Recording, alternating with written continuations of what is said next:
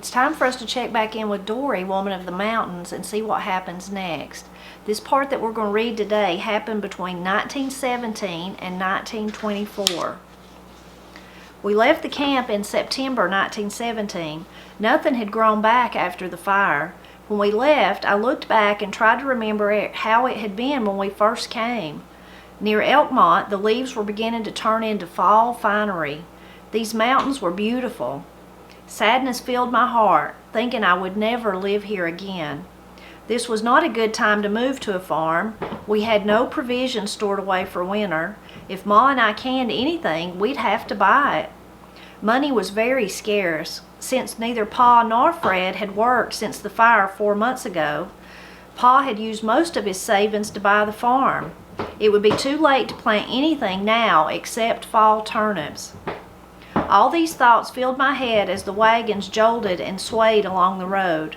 This time we had no open Surrey to ride in. Some of the roads were nothing more than trails. The children were fretful and unhappy. We took turns holding them to cushion them against the painfully bumpy movements of the wagon. The sun had set and dark shadows fell across the road. Up ahead on the right, a tidy gray house stood between an apple orchard and a giant white oak tree near the road. In the back and around the sides, the farm was surrounded with the familiar round hills. Pa and Fred rented and ran Bob Watson's grist mill on the hill across from Oldham's Creek School. We had very little money left. Ma and I canned and preserved as much as we could. Granny Jane Watson gave us apples and potatoes from their farm. Fred took a wagon to the market in Sevierville to buy what vegetables were left this late in the season. The cold, damp fall was already taking its toll on people. Croup was raging all through the valley. Sam and L.G. Maples, our nearest neighbors, lost a little girl to croup. It was called membranous croup, a deadly dreaded part of winter. Fred hitched the horses, Molly and Bess, to the wagon and went to Sevierville to get a casket for her burial. It took him all day in bad weather. I saw him coming up the road with the draped casket in the back of the wagon. The lump in my throat was unbearable. That box could easily have been for one of my children. We had no defense against this killer of babies. Already Wilma had symptoms of it. A hoarse cough in the daytime turned into a raspy, hard breathing when the night came. Her lungs filled with heavy mucus, making breathing almost impossible. Ma and I sat up with her and held her upright, hoping to make her breathing easier. Night is an eternity when a child is sick. Darkness fills the house and your soul. The kerosene lamp on the table made moving, ghost-like shadows on the walls. Everything on earth is shut out except the small, shadowy room and the thing that is choking the life out of your baby. Her breathing was becoming more difficult. We greased her chest and gave her a tablespoon of sugar wet with 3 drops of kerosene. Usually by the time it was all taken, phlegm had broken loose in the lungs. Ma went to the kitchen to slice onions in a skillet of grease to make a poultice for her chest. The struggle for every breath was wearing her out. She lay limp and lifeless in my lap. A gurgling noise and the coarse cough sent chills through me. Ma grabbed her from me and turned her upside down, hitting her on the back between the shoulder blades. Ma ran her finger into Wilma's mouth and brought out the plug of heavy mucus that was choking her to death. Fear and exhaustion had taken all my strength. My arms and legs felt heavy and immovable. Wilma was better the next morning. Croup is always better in the morning, giving false hope, but it gets worse as the day wears on. By evening, it would try again to take her life. The mailman brought word that another 2-year-old girl just across the hill had died during the night. He said they were burying her in a homemade casket up on the hillside. Pa and Ma went to the Maples home to pay their respects. Ma said the little girl was the most beautiful child she had ever seen. As was the mountain custom, neighbors washed and dressed the body of the dead and did what they could for the family. No funeral home was involved. It was neighbor caring for neighbor in times of sorrow. To make matters worse, rumors of a killer flu began coming into Middle Creek. Some called it Spanish flu and said it was caused by chemicals being used in the war in Europe. People were dying all over the country. Nobody was safe. We thought it was carried by the winds into every valley and cove. Sevierville was reporting more and more deaths from this strange disease. We were afraid, but we didn't know what we could do to protect ourselves. Ma thought sulfur would protect us, so we each took a teaspoonful every night. We lived in terror as people all around us died. Granny Watson's stepdaughter died, Dr. Ben Cogdell died, Pa's niece Ethel Mills died. Many others had it and recovered. Luther did a lot of outside work for the neighbors who were sick. He fed and cared for their livestock, cut firewood, and took food that Ma, Lola, and I had prepared for people who couldn't help themselves. He never went inside their homes, thinking he'd have less exposure to the flu if he stayed outside. We all escaped by the grace of God, and maybe the sulfur helped too. Many kinds of preventative medicine were practiced by different people. Fred's sisters in North Carolina, Blanche and Grace, cared for the sick and then went home and ate a plate full of fried onions to ward off the flu. Although exposed to it many times, they remained well. Winter passed slowly and agonizingly. Ma and I didn't always agree. She had her own way of doing things and wanted no suggestions from me. After living in my own home and caring for my family in my way, it wasn't easy to be treated as a child again by Ma. She was very much in command of her home, as it should be. In all human hearts is the notion that things will be better when spring comes. I watched longingly for the first signs, a flower, a bird, a warm breeze, anything to give me hope and courage. And it came, as always, on its own terms. The feelings of despair and emptiness slowly faded as I took my babies on long walks through the hillsides. The apple orchard brought back memories of a 9-year-old who played house and dreamed dreams not many years ago. We all worked at getting the garden and corn crop in the ground. The farm had poor soil, used up generations ago and never replenished. It was doubtful we would grow enough for our own use, certainly none to sell. The tobacco crop would probably bring in the only cash we could make from the farm. Pa always looked up at the sky in the morning for a weather sign. He said Matthew 16:2-3 told him how to predict the weather. When it is evening, ye say, it will be fair weather, for the sky is red. And in the morning, it will be foul weather today, for the sky is red. We started going to Oldham's Creek Church again. Most of my cousins were there with their new families. It was good to get to know them and be around people from our own age. When the spring revival started, Ma kept Wilma and Paul while we, Luke, Lola, Fred, and I, went to church. We joined in singing the joyous hymns and were caught up in the message of salvation and love being preached. The first night's altar call brought many from their seats to the mourner's bench in the front row. Touched but not willing to go forward, Fred and I rode home in thoughtful silence. The soft rhythm of the horses' hooves and the call of a distant whippoorwill were the only sounds on the road. We were torn with indecision the next night. The need to go and hear the message again overcame our excuses for not going. When the altar call came, we went hand in hand to the front and sat on the mourner's bench while the preacher and deacons prayed for us and our salvation.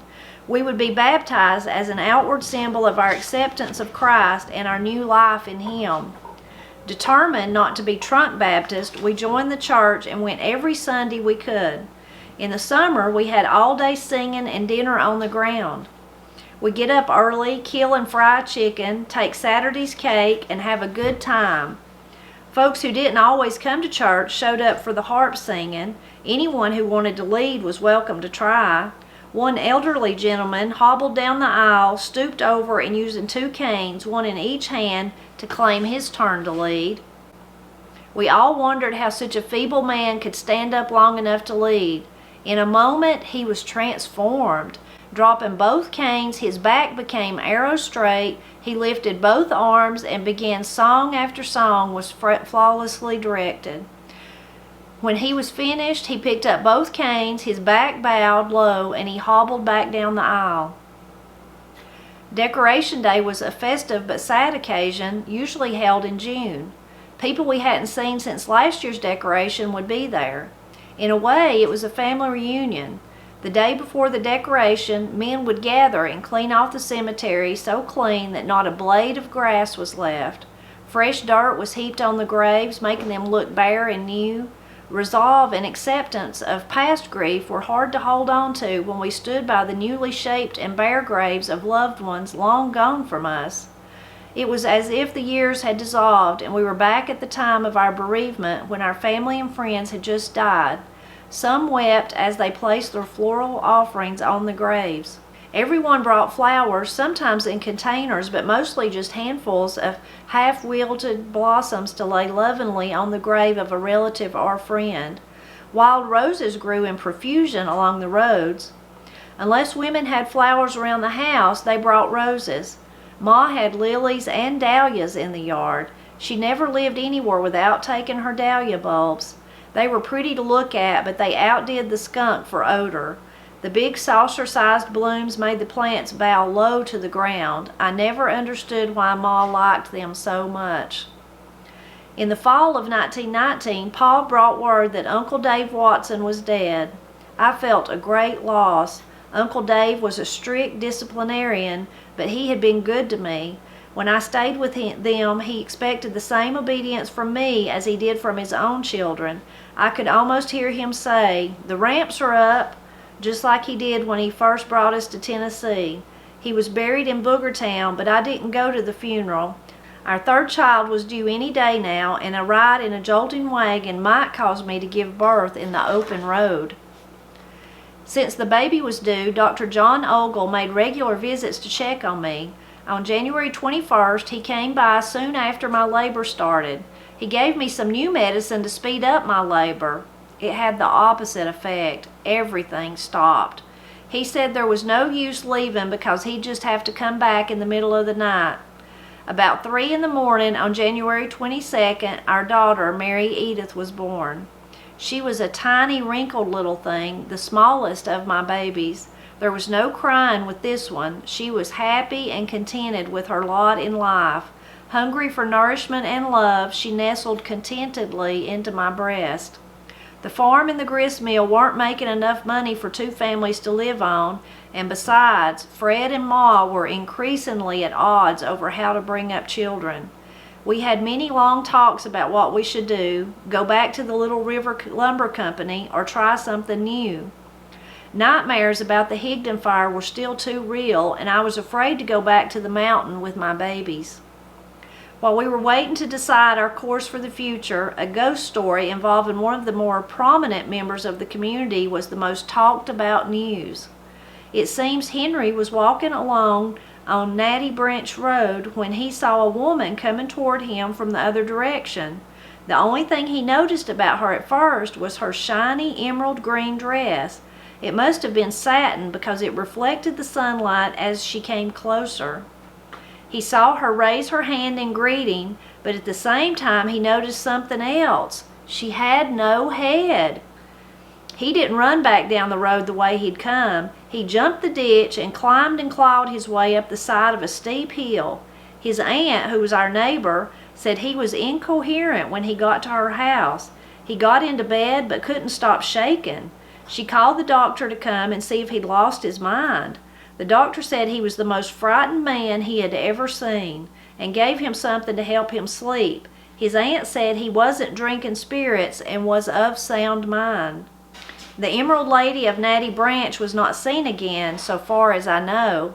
Henry could have been the victim of a practical joke. The only thing that makes the story believable is that nobody in this area could have afforded an emerald green satin dress. The time had come to eat my words after vowing never to go to North Carolina. It seemed to be the only solution to our problem. In 1922, Fred went to Gaston County, North Carolina to see about work in a new cotton mill across the river from his family. The Copes lived on a farm and worked in the mill. They wrote glowing reports of a land flowing with milk and honey. Such reports couldn't go unheeded. We were going to earn our share of the riches. S.W. and C.B. Kramer founded the Cramerton Mills in 1921. As in the tradition of cotton mill owners, the Kramers acted as benevolent parents to their workers. A village bearing their name grew up around the mills. Fred was hired as a supervisor and would be paid $8.50 a day. He came back to Middle Creek to move us. We took our dishes, linens, 2 beds, a dresser, and a cook stove. Having lived in the Little River Lumber Company partially furnished house, we had little furniture of our own. Warm June weather made the trip a joy. After many uneventful months on Middle Creek, the thoughts of starting a new life was exciting. $8.50 a day would buy a lot of things, and I'd be in charge of my own home again. Fred's family met us at the depot with a wagon. All his brothers helped load our boxes and barrels and took us to their home. We would spend the night with them and move in the morning. They hadn't seen our last 2 babies. It had been several years since our last visit when we lived at Three Forks. The company house was big and beautiful compared to other places we'd lived. It had 2 big bedrooms, a kitchen with an icebox, hot and cold running water, and indoor plumbing. Almost everything we needed was in the village. The streets had gas lights, medical attention was available, and a motion picture theater added to the excitement of the place. Fred's family were frequent visitors, happy to have him near them again. I still didn't feel comfortable around them. Maybe it was my own fault that we didn't understand each other better. I was always quiet and reserved, in complete contrast to their boisterous, laughing manner. Mountain people didn't say anything if they were not sure what to say, so usually I said nothing. I always remembered a quote from Abraham Lincoln who said, "It's better to keep your mouth shut and let people wonder if you're a fool than to speak and prove you are." Fred's brother Harry was a wild, fun-loving extrovert. After being out all night and not wanting to let his mother know the late hours he kept, he'd sneak into our back bedroom window and sleep on a pallet in the floor. When we got out of bed in the morning, one of us was sure to stumble over Harry's sleeping form. His tall tales could make Paul Bunyan, the giant of the Northwoods, seem like a dwarf. We went to church with the Copes. They were Methodists. Grandfathers on both sides of the family had been Methodist ministers, and several uncles were church stewards. To please them, we became members of their church. I really didn't see that much difference between the Baptists and Methodists, but still I wondered what Ma would say when she heard. Back home in Middle Creek, Lola had married Am Townsend and given birth to her first child. The baby was stillborn and Lola was very sick. Ma wrote and told us to come home if we wanted to see her again. By the time we got home, she had improved and was recovering with the help of Dr. John Ogle.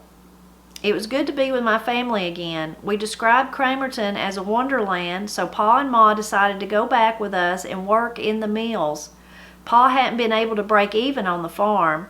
They would live with us and we would share expenses. That way, we hoped to be able to save some of our money.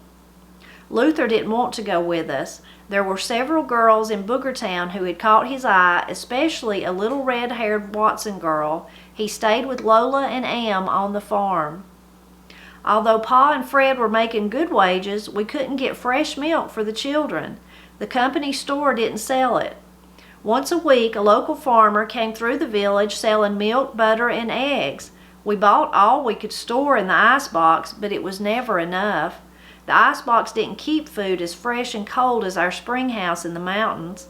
Edith, who had just been weaned, sat at the table and cried when we had no milk.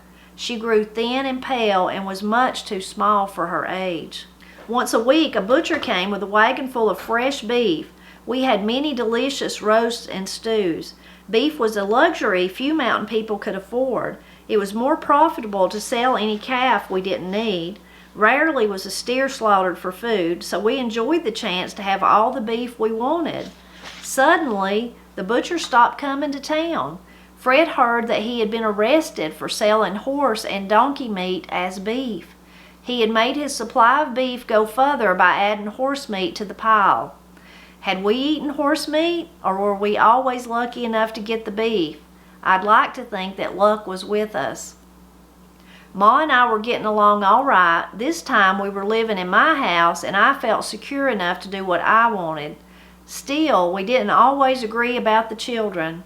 Over my objections, Ma had been giving Paul coffee to drink. He had always been high-strung and temperamental, and I thought the coffee added to his problem. Every morning she'd pour coffee in a saucer to cool and let him drink it. His love for coffee led us to a near tragedy that could have cost his leg or his life. He pulled a chair up to the stove and turned the coffee pot over on himself. The steaming brown coffee poured on his leg and filled his shoe. He stood screaming, unable to move. When I got to him, I thought his pants had kept him from being badly burned. I jerked them off and saw the stocking was steaming too. When I pulled the top of his stocking away from his leg, the skin came off in thin white strips. He was burned from his knee to his ankle. The skin kept the imprint of the knitted stripes in the stocking. The company doctor came and coated the burn with paraffin. He had been a Navy doctor before coming to Cramerton. His methods of practice were new to me. Every time a scab formed on the burn, he pulled it off with tweezers. Paul's temperature was high. He cried constantly and couldn't sleep. This went on for weeks until the doctor said Paul wouldn't get well, but we could see another doctor if we wanted to. He didn't come back anymore. I was relieved to see the last of him. As soon as he left, I washed Paul's leg in warm soapy water and sprinkled it every few hours with talcum powder. A scab began to form and his fever went down. We wouldn't let him walk, and it was everybody's job to entertain him. Fred bought a little red wagon so we could pull him instead of having to carry him. After weeks of pampering, he didn't want to walk on his own. We had to start at the beginning and teach him again. Rumors began circulating that the mill would close. There were over 100 textile mills operating in Gaston County at that time. Outside influences caused a breakdown of communications between the mill owners and the mill workers. Organizers of the textile union came with literature and unasked for advice, telling the workers how bad off they were. We were doing well. Pa and Fred had managed to save some money. About this time, communist activist Fred Beale and George Pershing of the Communist Party paper, The Daily Worker, started making heated, inflammatory speeches to the workers. The Communist Party saw the cotton mills as the lifeline to the South. If they could control the textile workers, the South would be theirs. After frenzied meetings, violent strikes erupted all over the country. The National Guard was called out to keep order. Sensing the coming battles with the unions and the post-war recession, the Cramerton mill closed. Panic swept through the town. What would we do and where would we go? Mr. Cope and 3 of his sons worked at the mill. Never wants to work with the soil. Complete dependence on farming was out of the question. Pa said we could come back to Middle Creek and survive at least. Mr. Cope was interested in some new industry in New Hampshire. Always wanted to chase butterflies and rainbows. He wanted to go and see if there was money to be made. The boys gave him enough money to go scouting for the pot of gold. When he got there, he found winter so severe and the ground frozen so deep the people couldn't bury their dead until the spring thaw. The milder winters of North Carolina hadn't prepared him for the Arctic-like cold of New Hampshire. Pa and Ma had gone back to Tennessee. Fred and I were waiting for a report from Mr. Cope. I was relieved. No, I was eternally thankful that the report was bad and we could go home to Middle Creek. We were going home. The mountains might seem hostile to some people, but they were a shelter and a blessing for me. I lived in their shadows. As they gave strength to my ancestors long ago, they gave strength to me now. We came back to the farm on Middle Creek. The small frame house stood in the valley, completely surrounded by the same smooth hills which ran from Oldham's Creek to the glades. A small stream ran through the meadow, not far from the front porch. Peach and apple trees covered the hillside opposite the road on the right. The huge white oak tree stood in the clearing between the house and the road. The oak was so large and old it must have been there hundreds of years. The children had forgotten they had ever lived there. At least this time we were not penniless. We had saved some money, and Pa and Ma had been able to keep most of theirs. Ma heard that a phone line had been put up through our part of the county. She put in her order for a phone and waited. Soon we had a new telephone attached to the wall. All we had to do was lift the receiver and turn the crank to talk to almost anybody in Boogertown and Middle Creek. Am, Lola, and Luther had gone back to the lumbering job in the mountains. Am operated an incline skidder that brought logs down steep mountains by using guy wires and leverage cables. He and Ben Wilson were the company experts in this operation. The pay was good, and he soon bought a new T-model Ford car. Luther learned to drive it before Am did and became the family chauffeur. Luther had ulterior motives. He was courting the red-headed schoolteacher from Boogertown and needed a car to get to her house on the weekends. On the 26th of July, 1924, Pa co-signed a note at the Bank of Sevierville for $223. Luther was buying a Chevrolet touring car from the Watson Motor Company. He paid $25 a month until the debt was paid off. He married Willie Watson before many months passed. She gave up her career as a teacher and came to live in the mountains for the first time. Fred and Pa showed no interest in the car and still went by Shank's mare, walking, or in the jolt wagon. There were 2 workhorses on the farm, but they never rode them anywhere. This would be Wilma's first year in school. Aubrey Ormby was the teacher in the one-room Williamsburg school on Middle Creek Road. Ma wanted to make her a pretty lunch basket so she wouldn't have to carry a tin bucket. She sent for a package of red dye. After peeling the bark from willow branches, she dyed them brilliant red and made them into a basket with a top. The red basket caught the eye of several people, and Wilma had a hard time keeping it. Her cousin Kate was the same age as Wilma. They played together, but fought constantly. They'd play quietly and then, without warning, turn on each other and fight like wildcats. The red basket added a new hitch to their relationship. Kate wanted it and was determined to have it, while Wilma was equally determined to keep it. To stop the fighting, I finally stopped packing her lunch in it and gave her a tin bucket like everybody else carried. The basket sat under her bed, filled with dried flowers and shiny rocks plucked from the creek. Our second son, Charles Edward, was born December 29, 1922. Dr. John Ogle came to deliver him. He thought it was a false alarm, and remembering he had spent the night waiting for Edith to arrive, he went over the hill to visit his mother, Martha Jane Ogle. Her farm was the next one over from Pa's. Mrs. Ogle had been married to Ma's uncle, Samuel Maples. They had 2 children, Wesley and Lucinda. Cindy died when she was young. According to family lore, Uncle Sam had been killed while he was working in his cornfield. Some say he was shot in the back by snipers who thought he had caused their steel to be discovered and destroyed. After he died, Aunt Martha married Isaac Ogle. They had 5 children, 2 sons and 3 daughters. Both of their sons were doctors, Dr. John Ogle and Dr. Ashley Ogle. Although not really related, we shared some relatives with Dr. John Ogle and felt he was part of the family. Minutes after he left, Charles decided it was time to make his entrance into the world.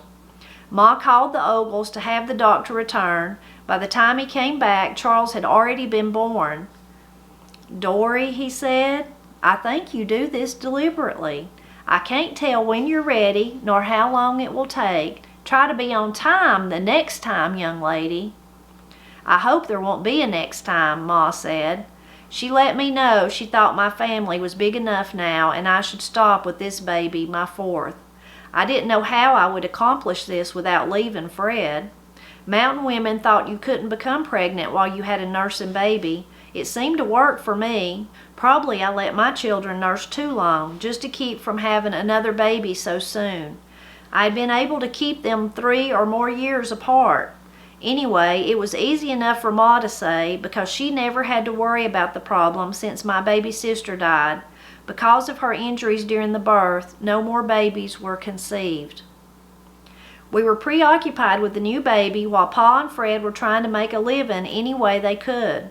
The farm was worn out, and we knew it wouldn't support 2 families.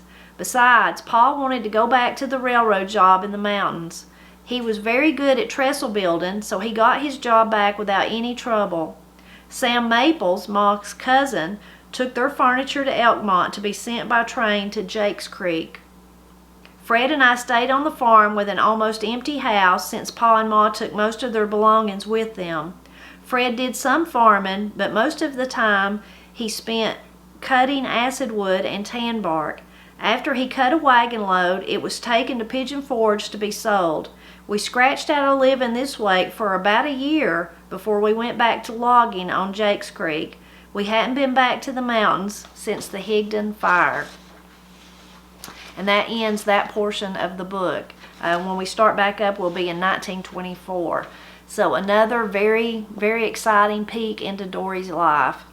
Interesting to me, specifically, especially the last part I read, and then this part talking about the fire. Of course, the last part was all about that horrendous fire and what they went through. You know, they saved Pa and Ma's house, but how hard it was and how everything was lost for so many people. Currently, right now, there's a wildfire in the Smoky Mountains. There's actually two, I think, two separate ones. So I'm hoping that they get them put out. Of course, today, there's not people living there like in Dorie's day. But, you know, if they don't get it put out, it might get close to people's houses or close to some of the historical stuff. So I certainly hope they do get that put out. But it's kind of strange. We're reading about it, and it's actually happening right now. At the beginning of this part that I read today, again, Dorie's mother, she sounds like she's very aggravating in some ways and kind of harsh, and you know, like the part of her giving little Paul the coffee even though Dorie didn't want her to. But then at the very beginning, she saved Wilma's life just like she saved Paul's life.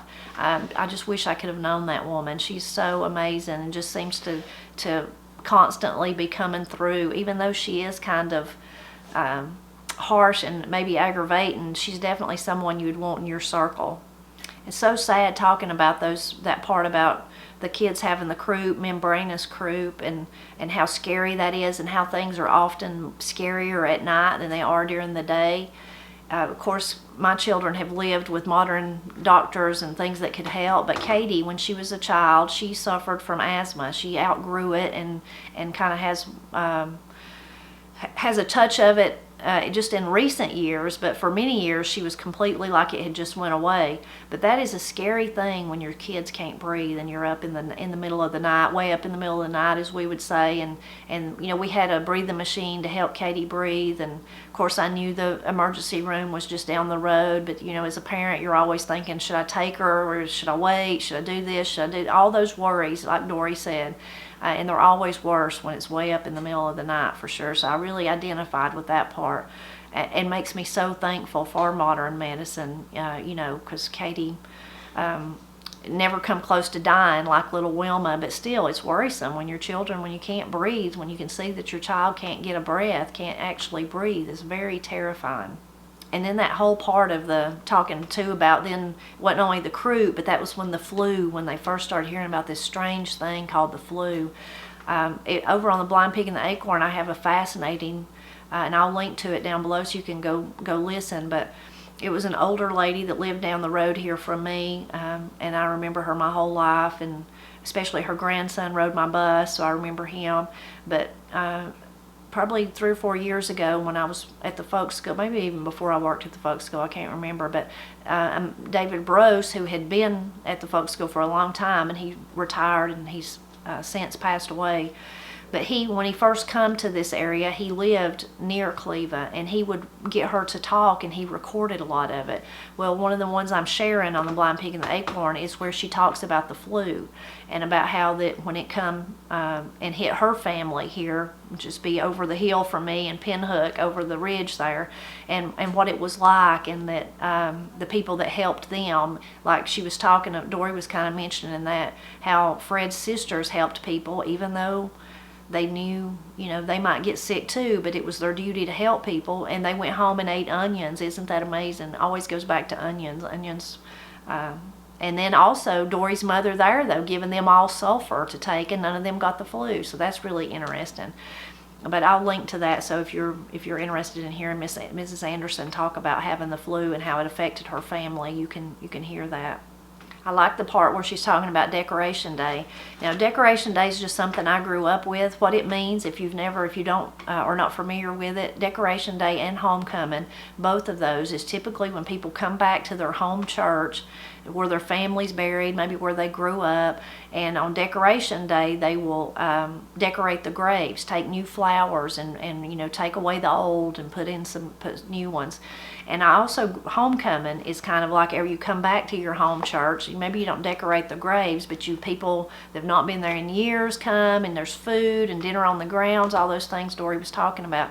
And I was really surprised in one of my videos when I talked about homecoming, a lot of people said they were not familiar with that. The only homecoming they knew was when you think about football.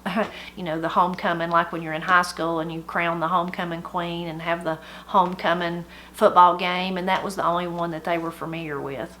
I like the little part where Dorie's talking about, and she gives the quote from Abraham Lincoln, but she's really talking about how she's quiet, what we would say backward. Fred's family probably thought she was backwards because she didn't say anything. But that is a real strong trait in a lot of mountain people, is that if you're not sure of what to say, you just don't say anything. And sometimes that's to our detriment, because for one thing, maybe people think, well, you know, you must not be quite smart as I am, because you're kind of odd. You're just sitting there saying nothing. And also because sometimes you need to speak up to have your say and say what you mean, what you would like for it to happen, even if it doesn't. You know, you need to be part of the conversation, in other words. And a lot of times our tendency to just kind of sit back and not say anything, and it's to our detriment, because then somebody who is going to say something is going to say it and maybe have their way about something, not saying that your way was right, but then you're left feeling like, well, you know, this is just totally wrong, but then that person never knows what you were feeling. So sometimes that's really to our detriment. We need to be more willing to speak.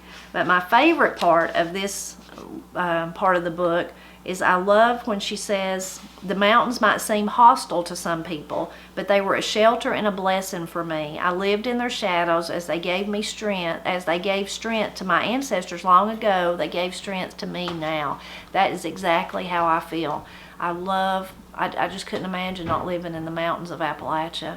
The towering peaks to the deep dark hollers, all of it just speaks to my heart, gives me a comfort and a peace. But also in the same way, I think my people, my ancestors, it gave them that same feeling, and somehow knowing that strengthens me. That may not make sense at all, but it does to me, and I think it did to Dorie. I think she felt the same way that I did about that. And another part that I like in that same little section where she's talking about it is a name that she mentions. It's on that same page. So she mentions Ben Wilson. So I just remember that, and I'll tell you more about it as the book goes on. But my grandfather, great-grandfather, was named Benjamin Wilson, Ben Wilson. So that part, I'll share more about that with you on as the book goes on towards the end. But it's just kind of I'm teasing you, but just stay tuned and I'll tell more about that. But those were the things that I liked from this part of the book. I hope that you'll leave a comment and tell me what parts of this little section was your favorite. You know, what really jumped out at you? Was it the strength of Dorie's mother again, or her great love of the mountains, like I feel so in my heart and in my mind? I just couldn't imagine living anywhere else. And I think people, I'm not saying the mountains are better than anywhere else to live. I think people, if you have your place, every person has a place that they feel that about. You know, some people certainly be the ocean, or the beautiful majesty of oceans, you know. And then I've also read long time ago somewhere, and I have no memory of where I read it, but it was kind of noting that, like, people like me, I feel really comforted by the mountains and the closed in. Even if I'm in a deep holler with ridges, steep ridges on both sides, I feel very safe and secure. But someone who was maybe born and raised in the plains, or, you know, in flatlands, that makes them feel like they're smothering. They feel comforted by those wide open spaces, and they care about them as much as I care about the mountains. So it's kind of interesting, where if I was in one of those wide open places, maybe on the Great Plains or somewhere, I'd be like, oh my goodness, I'm so exposed. I feel like something might swoop down and pick me up. And then if they were in one of my deep dark hollers, they might feel like they couldn't breathe, like they were too closed in. So it's we all become attached to where we're at, to our place. Every person has a place. I have a great song about that. I will link to that in the description below too. But please drop back by next Friday. So we've got to see what happens to Dorie next. And now she's got several children. We got to see what happens to them, but you can tell they're going back to the mountains. So we'll see if it works out better for them this time, and you know, they're not facing a forest fire and a runaway train and all those kind of things.